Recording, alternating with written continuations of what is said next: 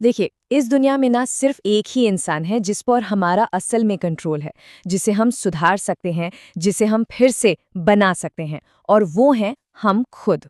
तो आज हम इसी सबसे ज़रूरी प्रोजेक्ट पर बात करने वाले हैं, खुद को ज़ीरो से फिर से कैसे बनाया जाए। अच्छा, जरा एक पल के लिए रुक कर इस सवाल पर सोचिए। आखिरी बार कब ऐसा हुआ था कि पूरे 24 घंटे सिर्फ अपने लिए जिए हों?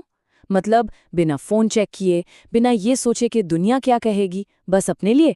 अगर जवाब तुरंत जुबान पर नहीं आ रहा है, तो इसका सीधा मतलब है कि हम अपनी जिंदगी शायद दूसरों के एजेंडा पर जी रहे हैं। तो आखिर ऐसा होता क्यों है?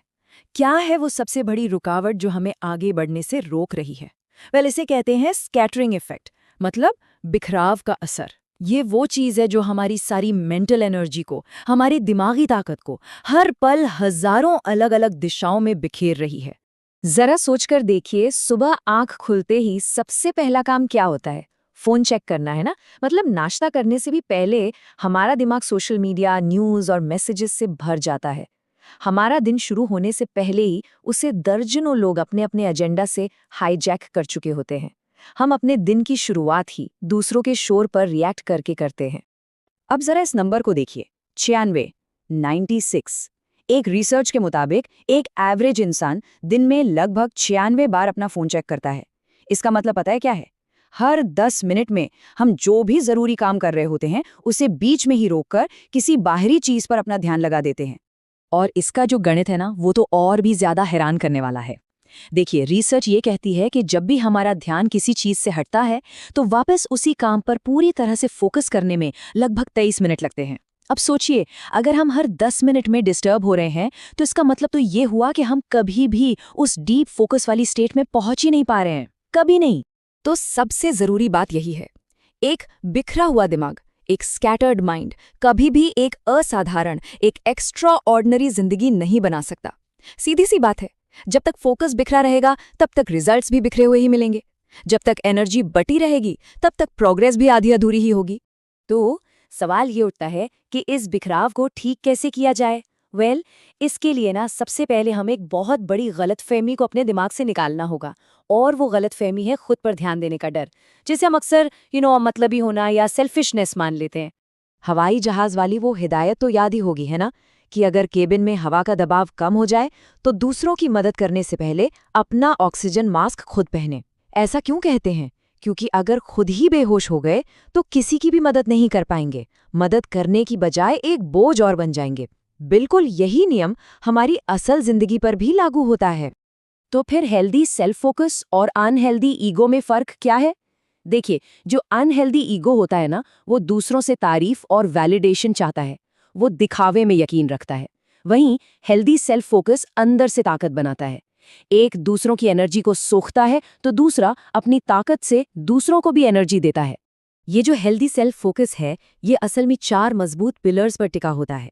पहला, अपनी जिंदगी की 100% जिम्मेदारी खुद लेना। दूसरा, परफेक्शन के पीछे भागने के बजाय लगातार सुधार पर फोकस करना। तीसरा, दुनिया क्या चाहती है वो नहीं, बल्कि अपने असली स्वरूप में जीना। और चौथा, खुद को इतना मजबूत बनाना कि हम दूसरों की ताकत का जरिया बन सकें। चलिए, अब फिलॉसफी से थोड़ा आगे बढ़ते हैं और देखते हैं कि इन सब के पीछे का विज्ञान क्या कहता है।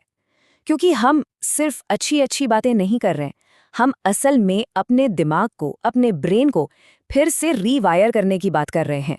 साइंस हमें एक बहुत ही कमाल का कॉन्सेप्ट देता है जिसका नाम है न्यूरोप्लास्टिसिटी। आसान भाषा में इसका मतलब ये है कि हमारा दिमाग पत्थर की लकीर नहीं है, बल्कि वो गीली मिट्टी जैसा है। उसे किसी भी उम्र में नए विचारों, नई आदतों से एक नया आकार दिया जा सकता है। जी हाँ, हम सचमुच अपने दिमाग की वायरिंग बदल सकते हैं। तो सवाल है कि दिमाग में ये नए रास्ते बनते कैसे हैं? इसके कुछ सिंपल स्टेप्स हैं। सबसे पहले अपने कंफर्ट जोन से बाहर निकलकर कुछ नया ट्राई करें, फिर उसे बार बार पूरे इरादे के साथ दोहराएं।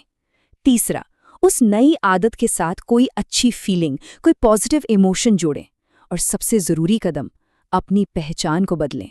मतलब ये सोचने की बजाय कि मैं एक आदत बनाने की कोशिश कर रहा हूँ, ये सोचना शुरू करें कि मैं ऐसा ही इंसान हूँ। और यही है सबसे गहरा सच। असली टिकाऊ बदलाव सिर्फ हमारे एक्शन बदलने से नहीं आता, वो तब आता है जब हम अपनी पहचान को, अपने बिलीफ सिस्टम को ही बदल देते हैं। जब हम सिर्फ व्यवहार नहीं बल्कि अपनी बुनियाद को ही बदल डालते हैं। ठीक है, तो अब हम इसके पीछे का विज्ञान तो समझ गए हैं, लेकिन सवाल अब भी वही है, इसे रोजमर्रा की जिंदगी में लागू कैसे करें? तो इसका जवाब है एक भरोसेमंद सिस्टम बनाकर। देखिए, जो कामयाब लोग होते हैं वो मोटिवेशन के भरोसे नहीं बैठते, वो सिस्टम बनाते हैं। क्यों? क्योंकि मोटिवेशन तो एक ऐसी दोस्त की तरह है जो कभी आता है, कभी चला जाता है। लेकिन सिस्टम एक भरोसेमंद औजार है।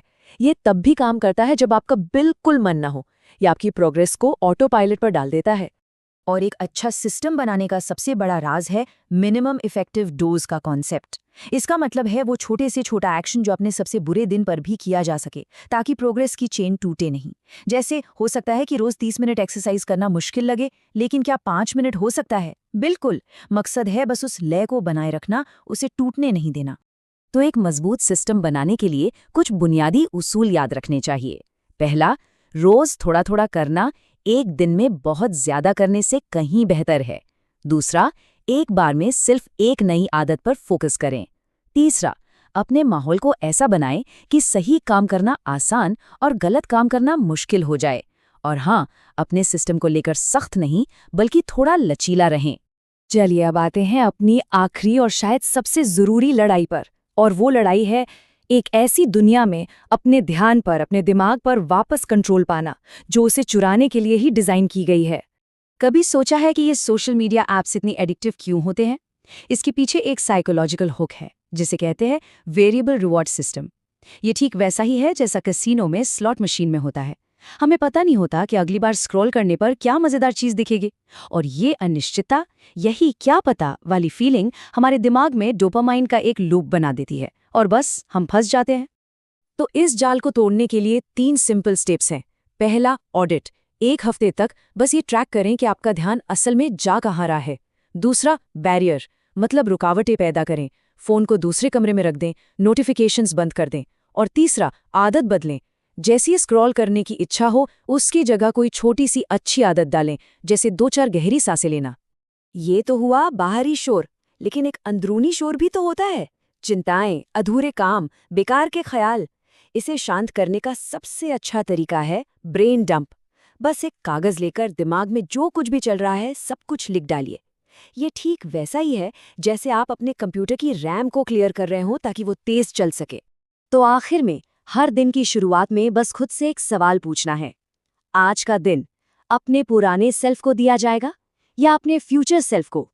अपनी पुरानी आदतों को ताकत दी जाएगी या उस इंसान को जिसे हम बनना चाहते हैं? चुनाव हर पल, हर दिन हमारा ही होता है।